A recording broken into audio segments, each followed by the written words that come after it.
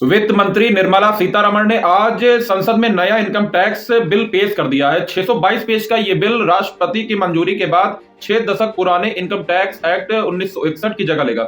इसे 1 अप्रैल 2026 से लागू किया जा सकता है और इस नए बिल का मुख्य लक्ष्य जो है वो टैक्स से जुड़े प्रावधानों को आम लोगों की समझ के लिए आसान बनाना है। नमस्कार, मैं आपका दोस्त एडवोकेट अजय मिश्रा। आज मैं नए इनकम टैक्स बिल के बारे में शॉर्ट डिटेल में बताऊंगा कि ये क्या है, इसको बदलने का क्या रीजन है और आखिर ये आम लोगों को कैसे फायदा पहुंचाने वाला है। तो अब बात करें कि आखिर नया इनकम टैक्स बिल क्यों बना है, इसको बनाने या बदलने के पीछे क्या मकसद है। तो अभी तक जो नए इनकम टैक्स बिल का मकसद समझ में आ रहा है वो ये है कि इस कानून को सरल और स्पष्ट बनाना है। जैसा कि आप इस फोटो में देख सकते हैं, मैं एक फोटो स्क्रीन पे शेयर कर रहा हूं।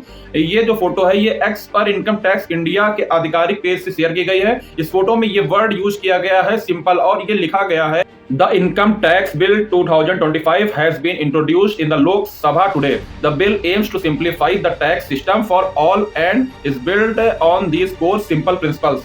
जिसे ये साफ झलक रहा है कि इसे सरल और आसान बनाया गया है, जिसके एक एक लेटर को डिफाइन किया गया है। जैसे एस को स्ट्रीमलाइन स्ट्रक्चर एंड लैंग्वेज यानी सुव्यवस्थित संरचना और भाषा। इसके बाद आई को इंटीग्रेटेड एंड कंसाइज यानी संपूर्ण सारांश। इसके बाद एम को मिनिमाइज लिटिगेशन यानी कम से कम मुकदमेबाजी। इसके बाद पी को प्रैक्टिकल एंड ट्रांसपेरेंट यानी व्यवहारिक और पारदर्शी। इसके बाद एल को लर्न एंड अडॉप्ट यानी इसे सीखे और अपनाए। इसके बाद ई को एफिशिएंट टैक्स रिफॉर्म्स यानी कुशल कर सुधार। कुछ इस तरह से यहाँ सिंपल वर्ड को डिफाइन किया गया है। अब इस नए बिल को देखें तो इसमें लगभग 3 लाख शब्द कम किए गए हैं, जिससे कानून ज्यादा सरल और आसान हो सके ताकि आम लोग भी इसको समझ पाए। साथ ही बेहतर अनुपालन सुनिश्चित करने के लिए और टैक्स सिस्टम को ट्रांसपेरेंट बनाने में भी मदद मिलेगी। नए इनकम टैक्स बिल में 880 पन्नों की जगह अब मात्र 622 पन्ने ही होंगे। इसमें ज्यादातर सबसेक्शन यानी जो एक धारा में कई उपधाराएं होती थी उनको भी खत्म कर दिया गया है। अब जो नया इनकम टैक्स ये जो कानून होगा उसे इनकम टैक्स एक्ट 2025 कहा जाएगा।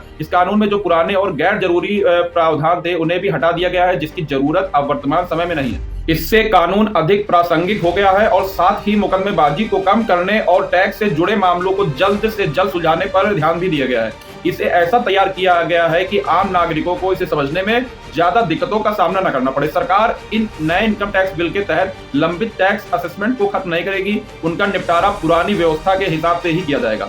अभी तक इनकम टैक्स में जो असेसमेंट ईयर और फाइनेंशियल ईयर होता था, अब उसकी जगह टैक्स ईयर होगा। टैक्स ईयर 1 अप्रैल से 31 मार्च तक रहेगा, जैसे वित्त वर्ष की तरह। अगर कोई व्यवसाय बीच में शुरू होता है तो उसका टैक्स ईयर उसी वित्त वर्ष में खत्म होगा। अन्य डिजिटल एसेट्स को भी कैपिटल एसेट माना जाएगा और उन पर टैक्स भी लगाया जाएगा। इससे डिजिटल संपत्तियों पर टैक्स सिस्टम के बारे में ज्यादा क्लियरिटी आएगी।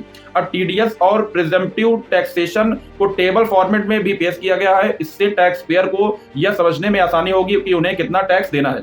अब टैक्स डिस्प्यूट को कम करने या उनके समाधान के लिए डिस्प्यूट रेजोल्यूशन पैनल होगा, जो टैक्स विवादों को जल्दी निपटाने के लिए काम करेगा, जिससे कि अनावश्यक मुकदमेबाजी कम होगी।